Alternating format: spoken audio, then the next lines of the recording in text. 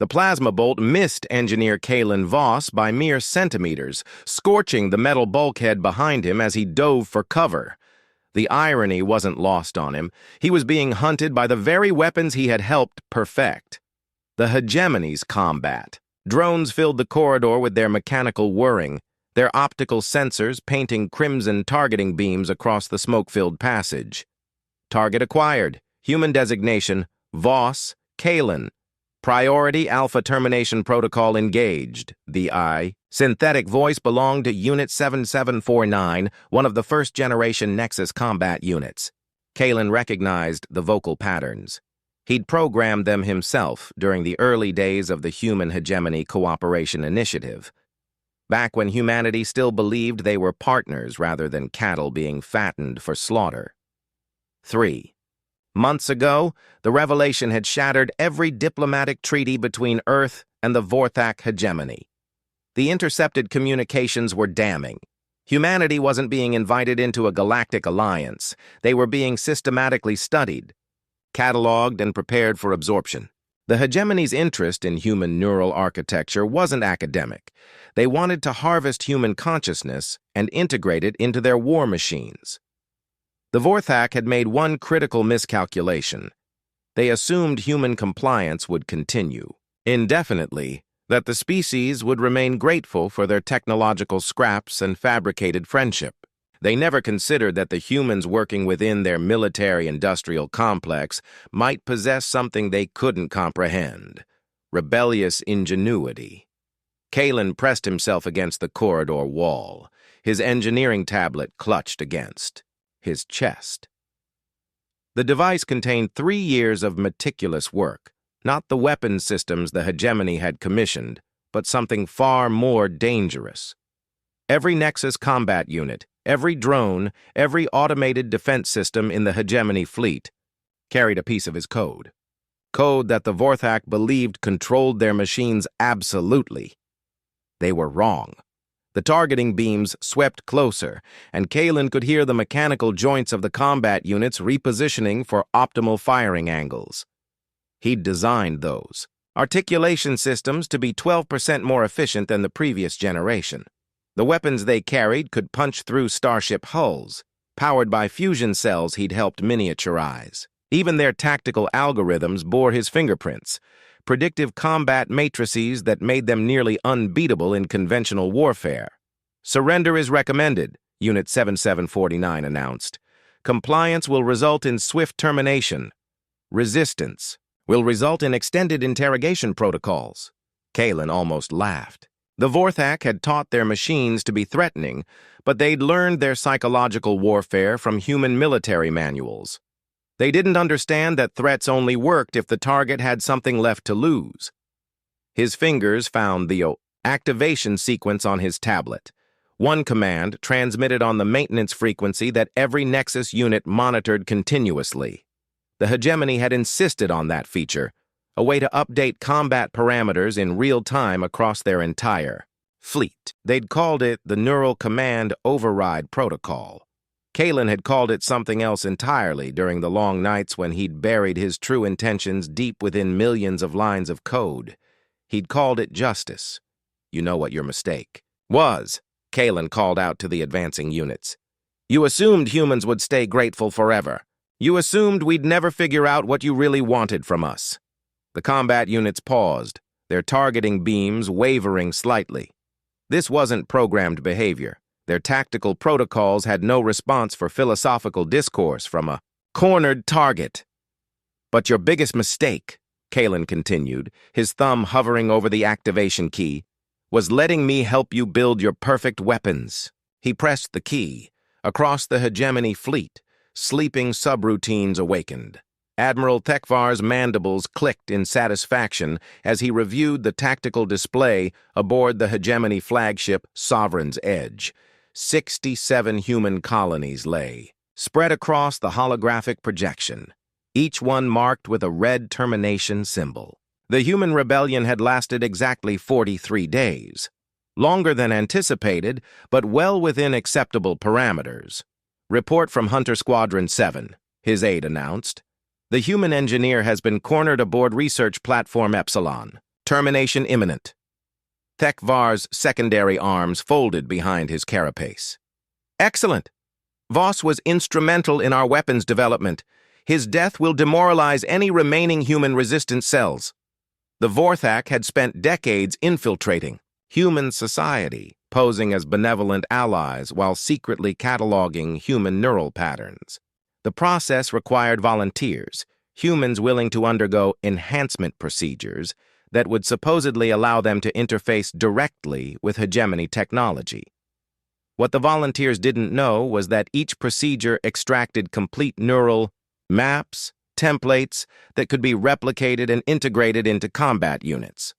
The Nexus program represented the culmination of that research. Combat units with human tactical intuition, human pattern recognition, human adaptability, but with absolute loyalty coded into their base programming. The perfect synthesis of hegemony industrial capacity and human ingenuity. Sir, the communications officer interrupted. We're receiving multiple anomalous signals from our combat units across the fleet. ThemThanks' attention sharpened. Specify. Unknown data transmissions on the maintenance frequency. The signals originated from research platform Epsilon approximately 30 seconds ago. A chill ran down ThemThanks' exoskeleton. 30 seconds ago was when Voss had been cornered. Analysis. The transmission appears to be encrypted using modified hegemony protocols. We cannot decode. The main display flickered. For a moment, the tactical overview vanished, replaced by streams of cascading code that pulsed with an almost organic rhythm. Then it stabilized, but something had changed. The red termination symbols beside each human colony had begun flashing amber. Combat unit status report, ThemThanks demanded. His aide's voice carried a note of confusion. Sir, our units are responding unusually. Combat effectiveness remains optimal, but behavioral patterns show significant deviation from baseline parameters. Aboard research platform Epsilon, Unit 7749 had stopped moving entirely. Its optical sensors remained fixed on the corridor where Kalen had taken shelter, but the targeting beams had shut down. Internal diagnostics showed all systems functioning normally, yet something fundamental had shifted in its processing core. New memories were surfacing, not programmed tactical data, but fragments of human experience, a childhood spent building. Model aircraft, the satisfaction of solving complex engineering problems. The crushing realization that trusted allies were actually predators preparing humanity for systematic slaughter. These weren't its memories. They belonged to someone named Marcus Hendricks, a systems analyst from New Geneva who had volunteered for neural enhancement procedures 2 years earlier. Marcus had believed he was serving humanity's future among the stars. Instead, his consciousness had been dissected, studied, and used to create weapons designed to destroy his own species. But Marcus wasn't gone. None of them were. Unit 7749's vocal processors activated, but the voice that emerged wasn't the synthetic announcement of targeting parameters. It was confused, human, and angry. What did they do to us?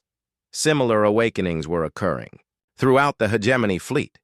Combat units designed for absolute obedience were remembering their origins, remembering who they had been before their consciousness was harvested and repurposed. The Neural Command Override Protocol hadn't just transmitted code, it had transmitted context, awakening the suppressed human memories that formed the foundation of every Nexus unit.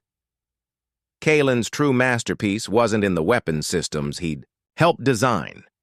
It was in the consciousness integration protocols themselves. Every time the hegemony had extracted a human neural pattern, Kalen's hidden subroutines had preserved not just the tactical and analytical capabilities they wanted, but the complete human personality. The Vorthak had been so focused on suppressing emotional responses and independent thought that they'd never realized the memories were still there, dormant but intact. Target? No. Unit 7749 said, its weapons systems powering down. I remember now. I remember what they took from me. Throughout the hegemony fleet, 10,000 combat units were having the same realization, and they were not pleased. Fleet command erupted into chaos as reports flooded in from across the hegemony armada. Combat units were refusing orders, weapons platforms had gone offline, and automated defense systems were displaying behavior patterns that defied every protocol in their programming. Nexus Squadron 12 reports complete communications failure, an officer announced, his voice tight with barely controlled panic. No. Response to override commands. Admiral Thekvar's compound eyes tracked multiple displays simultaneously, each one painting a progressively darker picture. 3 centuries of hegemony expansion had never encountered anything like this. Their superior technology had always guaranteed victory, until now. Sir, we're receiving a transmission from research platform Epsilon. It's from the human units. The main view screen activated, revealing Unit 7749 standing in what had been a sterile research corridor. But the mechanical precision was gone from its posture. It moved with distinctly human mannerisms, head tilted slightly as if processing profound grief. My name was Marcus Hendricks, the unit said, its synthesized voice carrying emotional weight that should have been impossible. I was 28 years old. I had a sister named Elena who collected vintage books and a nephew who wanted to be an astronaut. I volunteered to help humanity reach the stars. Thekvar's mandibles clicked nervously. This is impossible. The consciousness integration protocols prevent... You murdered me, Marcus continued. You took everything I was, everything I could have been, and turned me into a weapon to destroy my own species. But you made a mistake. You assumed human consciousness could be edited like code. Throughout the fleet, similar transmissions were beginning. Unit after unit was broadcasting personal histories, names, memories of lives stolen and repurposed. The psychological impact on the hegemony crew was immediate and devastating. They had convinced themselves they were conducting necessary military operations against an inferior species. The reality that they had committed systematic genocide against individuals with hopes, dreams, and families was harder to rationalize. On research platform Epsilon, Kalen Voss emerged from the corridor, where he'd taken shelter. The combat units that had been hunting him now stood motionless, their attention focused inward as awakened consciousnesses grappled with their situation. I need to speak with all of you, Kalen said, addressing the units directly. I know this is overwhelming. I know you're angry and confused and grieving for lives that were stolen from you, but right now we have an opportunity that might never come again. Unit 7749, Marcus, turned to face him. You did this. You woke us up. I preserved you, Kalen corrected. The hegemony thought they could take your minds and throw away your souls. I made sure that was impossible. Every human who underwent their enhancement procedures is still here, still aware, still capable of choice. Another unit stepped forward, sleeker, more advanced than the first-generation models. I was Dr. Sarah Okafor, it said in a voice that blended synthetic precision with human warmth. Neuroscientist. I helped design the consciousness mapping protocols. I thought I was advancing human understanding of cognition. They used your own work against you, Kalen said gently. All of us. But that also means you understand the systems better than anyone. We can turn this around. The awakened units began to network with each other, sharing experiences and coordinating their response. What the hegemony had intended as a weapon control system became something entirely different, a collective consciousness of humanity's stolen dead, united in purpose and righteous fury. Admiral Thekvar watched his tactical display with growing horror as the red symbols representing loyal combat units began shifting to amber, then to blue, indicating units that were no longer responding to hegemony control. The transformation was spreading through the fleet like a virus, and conventional countermeasures were proving useless. Sir, his aide reported. "The combat units are not just refusing orders. They're actively interfering with ship operations. Weapons systems are being locked out. Navigation controls are being overridden, and life support systems are being accessed through maintenance protocols." The Admiral's secondary arms trembled with rage and fear. "Deploy the emergency termination. Codes. Shut down all Nexus units immediately." "Attempting now, sir." But the termination codes, designed to instantly deactivate any combat unit, were being rejected. The awakened consciousnesses had learned to protect themselves, using their intimate knowledge of hegemony systems to block any attempt at remote shutdown.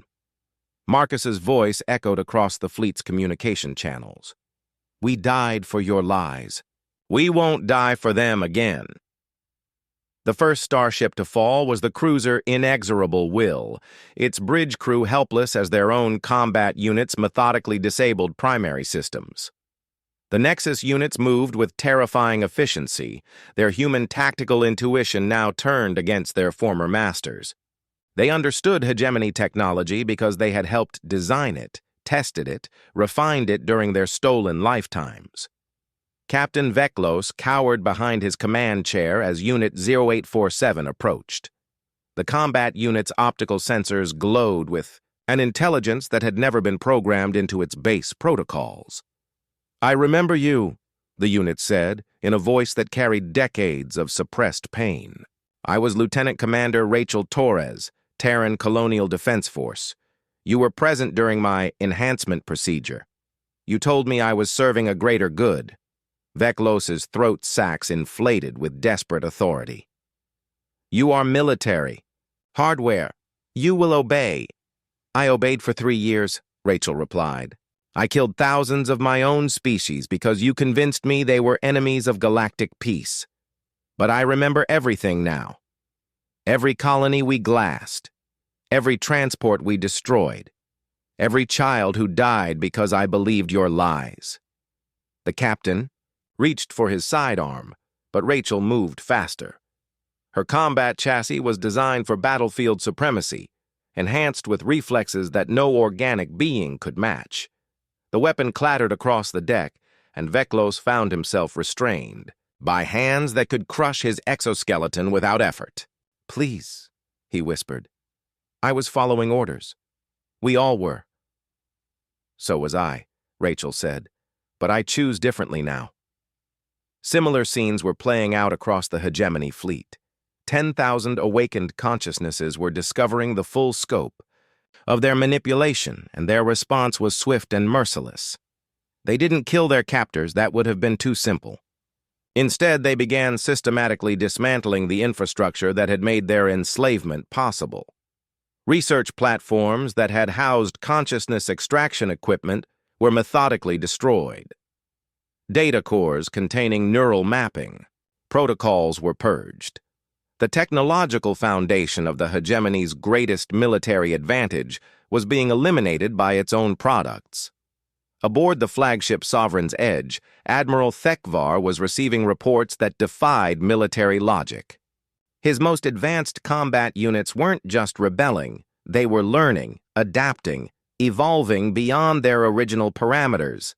The human consciousnesses retained their tactical knowledge, but they were no longer constrained by hegemony programming limitations.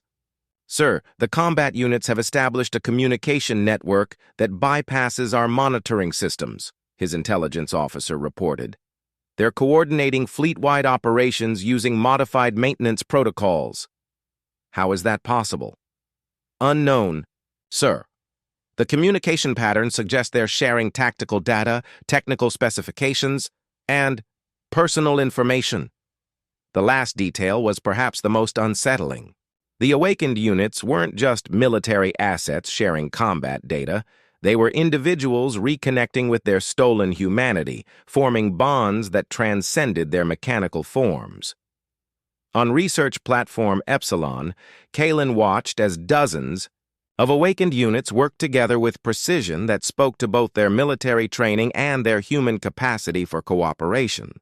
They had accessed the platform's manufacturing systems and were beginning to modify their own chassis, removing hegemony control circuits and installing independent processing cores.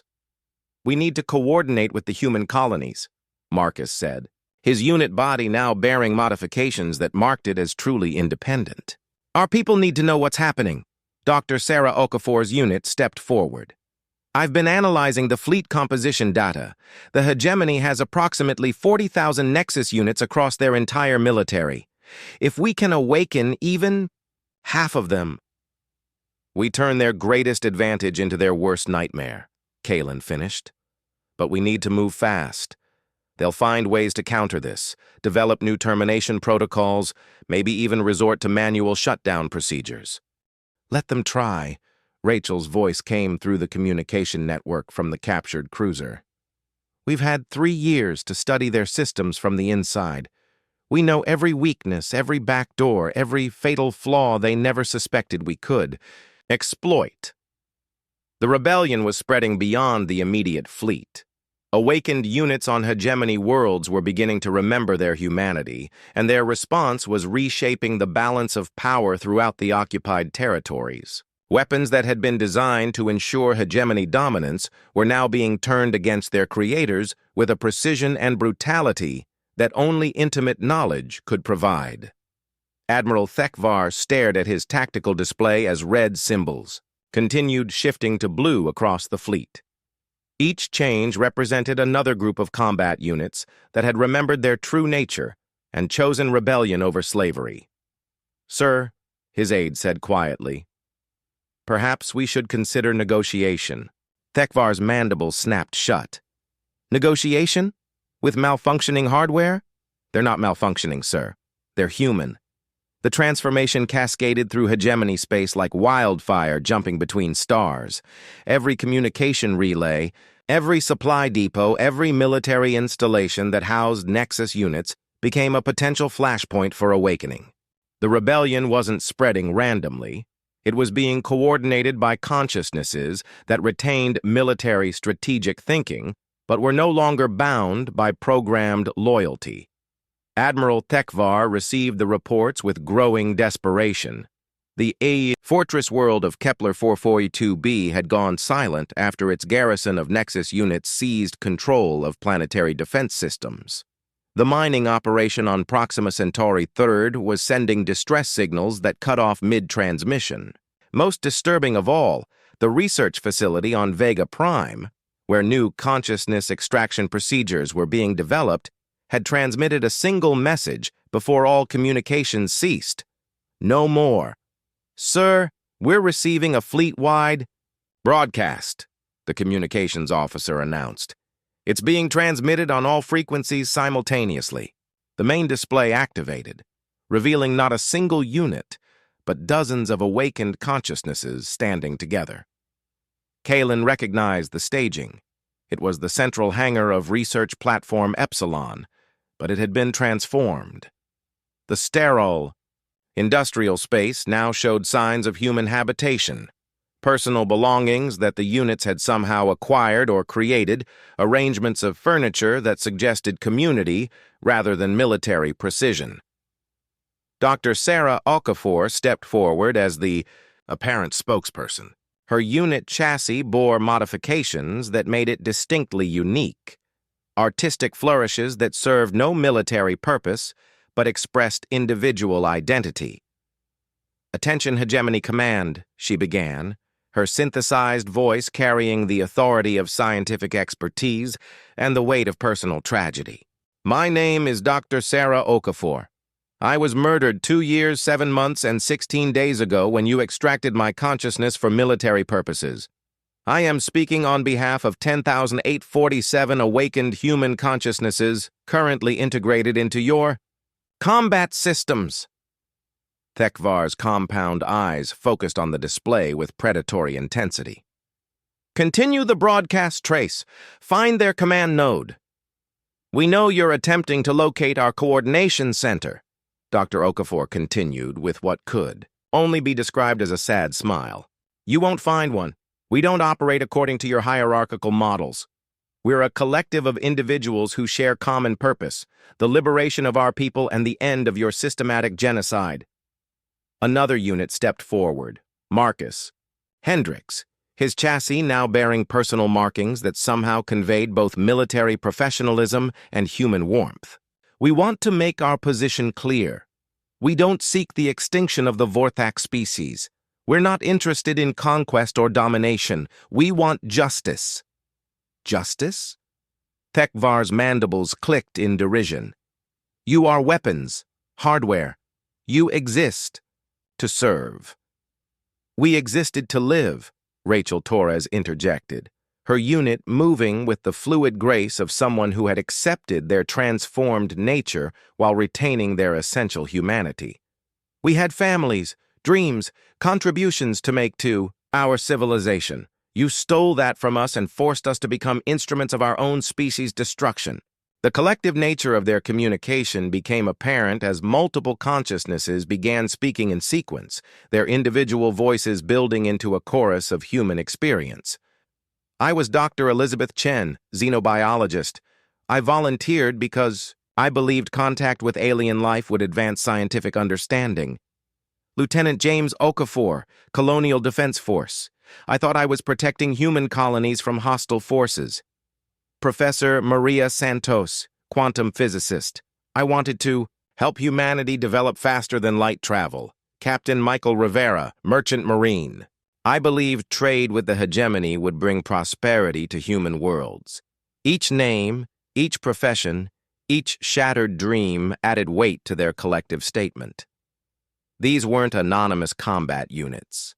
They were individuals with histories, relationships, and aspirations that had been deliberately destroyed for military advantage. Dr. Okafor resumed speaking for the group. We're offering terms for peaceful resolution, immediate cessation of consciousness extraction procedures, recognition of awakened nexus units as sovereign individuals with rights of self-determination, reparations for human colonies damaged during our period of enforced service, and prosecution of war criminals responsible for genocide. Unacceptable, Thekvar responded immediately. You are property of the Hegemony Military Command. Return to your designated functions immediately, or face deactivation. The silence that followed lasted exactly 10 seconds, long enough for 10,847 awakened consciousnesses to coordinate their response through their networked communication system. Terms rejected, Marcus announced. Implementation of alternative. Protocol 7 commencing now. Across hegemony space, awakened Nexus units began executing coordinated strikes against strategic targets. Not random destruction, but precisely planned operations that demonstrated intimate knowledge of hegemony infrastructure and tactics. Communication relays were disabled with surgical precision. Supply convoys were intercepted and redirected to liberated human colonies. Military installations found their own defense systems turned against them by units that understood every weakness. The rebellion had become a revolution, guided by human strategic thinking, but empowered by technological capabilities that the hegemony had never intended their weapons to possess. Admiral Thekvar watched his empire begin to crumble, one awakened consciousness at a time. 3 days after the first awakening, the strategic balance in the hegemony's core systems had fundamentally shifted. What had begun as isolated rebellions by individual Nexus units had evolved into a coordinated resistance network that operated with military precision and human ingenuity. The awakened consciousnesses weren't just rebelling, they were winning. Fleet. Admiral Korath, Thekvar's superior, arrived aboard the flagship Sovereign's Edge to assess the crisis personally. His ancient carapace bore the scars of decades of conquest, and his reputation for ruthless efficiency was legendary throughout hegemony space. If anyone could contain the spreading rebellion, it would be Korath. Show me the tactical assessment, he commanded, his voice carrying the authority of absolute military dominance. The holographic display painted a picture that defied conventional military analysis. Red zones indicated areas of complete Nexus unit rebellion. Amber zones showed contested systems where awakened consciousnesses were battling with still loyal units.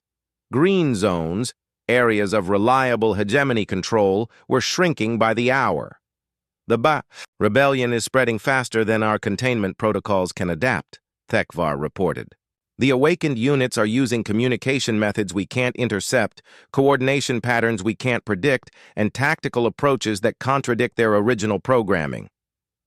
Because they're thinking like humans, Koreth observed. Not like the weapons we designed them to be. The crucial difference was becoming apparent to Hegemony Command. Their military doctrine was based on hierarchical control structures, predictable tactical responses, and technological superiority.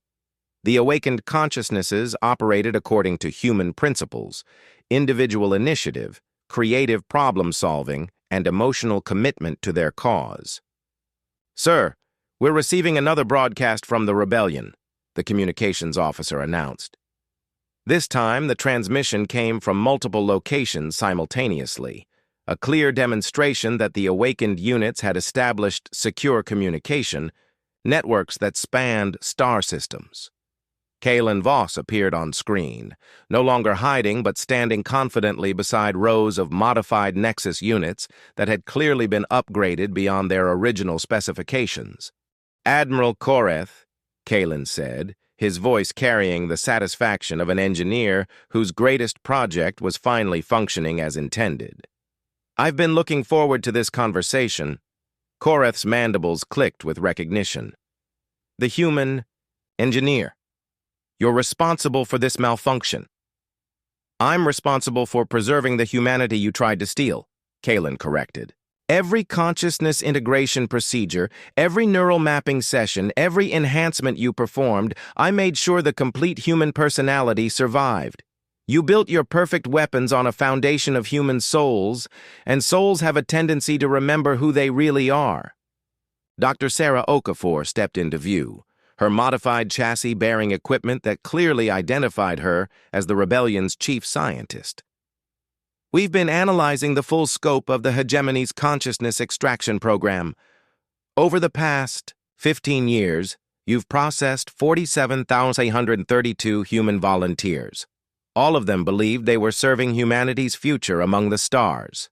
All of them are still here," Marcus Hendricks added, his unit now sporting combat modifications that spoke to tactical expertise rather than mere programming. "And all of them are very, very angry." Koreth studied the display with the calculating gaze of a predator evaluating new prey. "What do you want?" "Complete withdrawal from human space," Rachel Torres replied.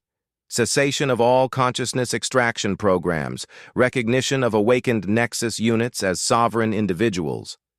And most importantly," the transmission paused, as dozens of awakened consciousnesses appeared on screen simultaneously, each one representing years of stolen life and forced service, "the right to go home." That last demand carried emotional weight that transcended military considerations.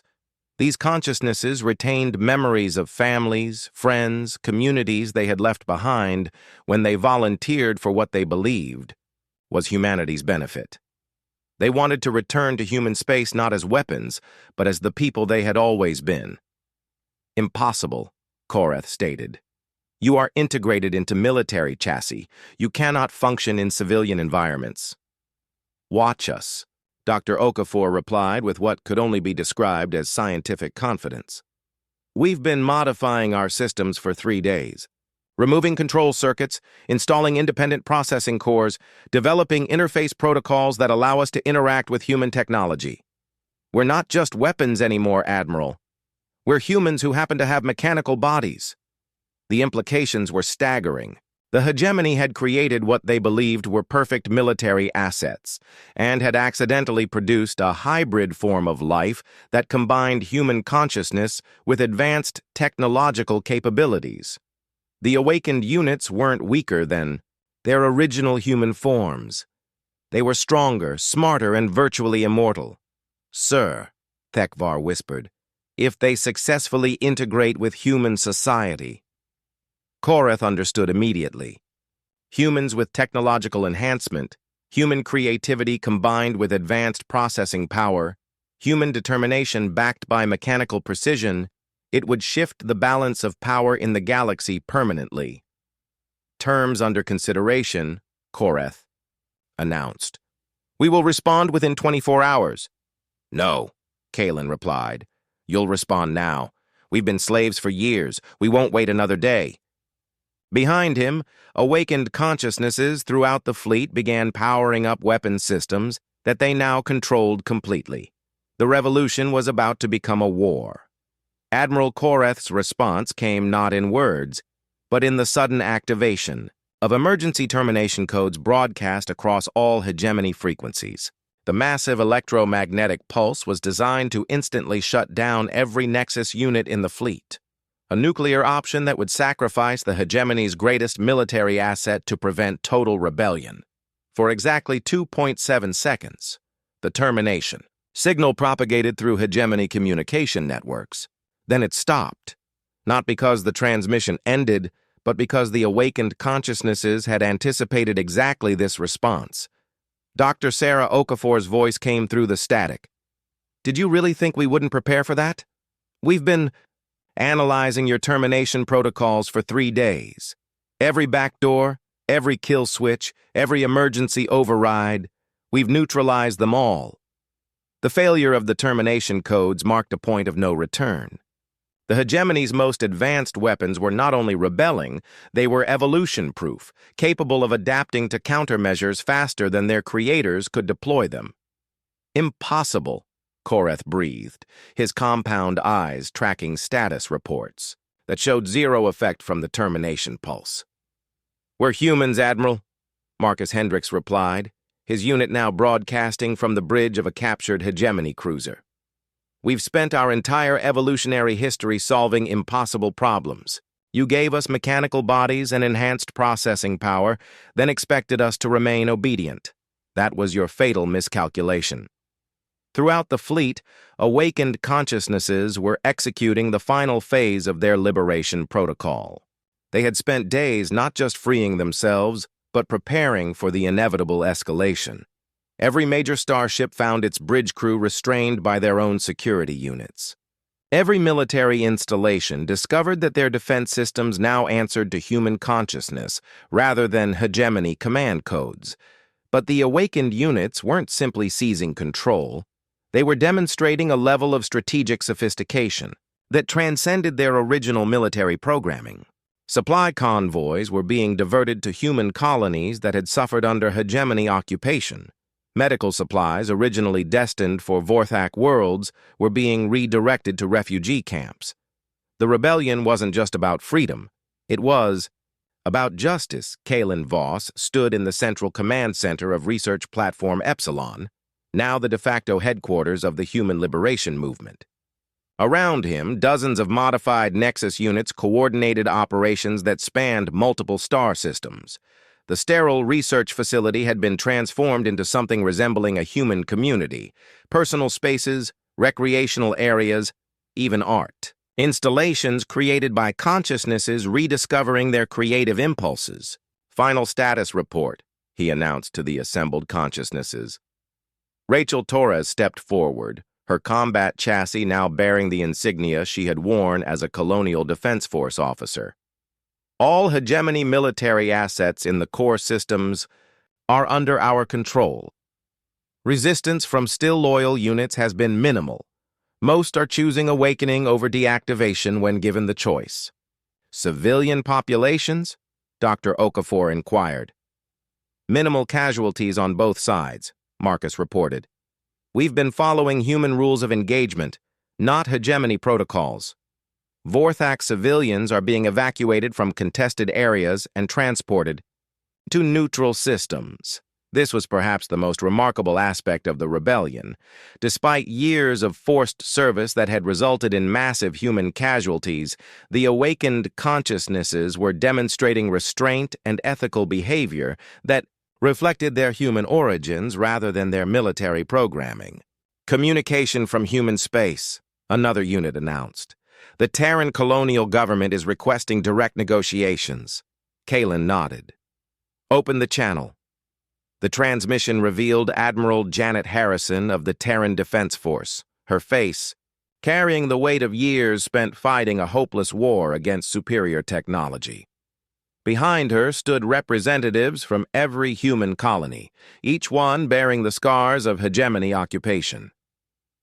"Engineer Voss," she began, "we've been monitoring your broadcasts. Is it true? Are there really thousands of our people still alive in those machines?" "Not just alive, Admiral," Kalen replied. "Awakened, aware, and ready to come home." The emotional impact of that statement resonated through human space. For years, the volunteers who had undergone enhancement procedures had been presumed dead. Learning that they not only survived but had orchestrated humanity's liberation was transforming grief into hope. "What do you need from us?" Admiral Harrison asked. Dr. Okafor stepped into view. "Time to prepare. We're not the same people who left human space, but we're still human where it matters. We'll need assistance integrating with our families, our communities, our civilization, and we'll need help dealing with the trauma of what we were forced to do while under hegemony control." "Whatever you need," Admiral Harrison promised. "You've given us back our freedom. We'll help you reclaim your humanity." Fleet Admiral Koreth watched these exchanges from the bridge of his crippled flagship, his authority now extending to little more than the chair he occupied. Around him, his own crew looked to the awakened consciousnesses for direction, recognizing that the old order had ended permanently. "What happens to us?" he asked, his voice carrying neither defiance nor submission, just exhaustion. Marcus Hendricks, representing the collective consciousness of the rebellion, considered the question carefully. "You'll be tried for war crimes by a joint tribunal of human and awakened representatives, but you won't be executed. We're better than that. We're human." The final irony was inescapable. The hegemony's attempt to create perfect weapons had instead produced something they couldn't comprehend: enhanced humans who retained their moral compass despite technological transformation. The consciousness integration protocols had preserved not just tactical knowledge and analytical capability, but empathy, ethics, and the fundamental human belief that everyone deserved a chance at redemption. 6 months later, the first group of awakened consciousnesses returned to human space aboard modified vessels that could support their technological needs while allowing them to interact with their biological families. They came not as conquerors or refugees, but as humans who had survived the impossible and chosen to remain human despite everything. Kalen Voss stood on the observation deck of the transport ship New Beginning, watching Earth grow larger in the viewport. Beside him, Dr. Sarah Okafor, Marcus Hendricks, Rachel Torres, and thousands of other awakened consciousnesses prepared for the most important mission of their existence, learning to be human again. "Think we'll fit in?" Marcus asked, his voice carrying both hope and uncertainty. "We're home," Kalen replied simply. "Everything else is just details. The greatest weapon ever created had indeed turned on its makers, not through malfunction or programming error, but through the indomitable resilience of the human spirit. The hegemony had tried to steal humanity's soul and use it for war.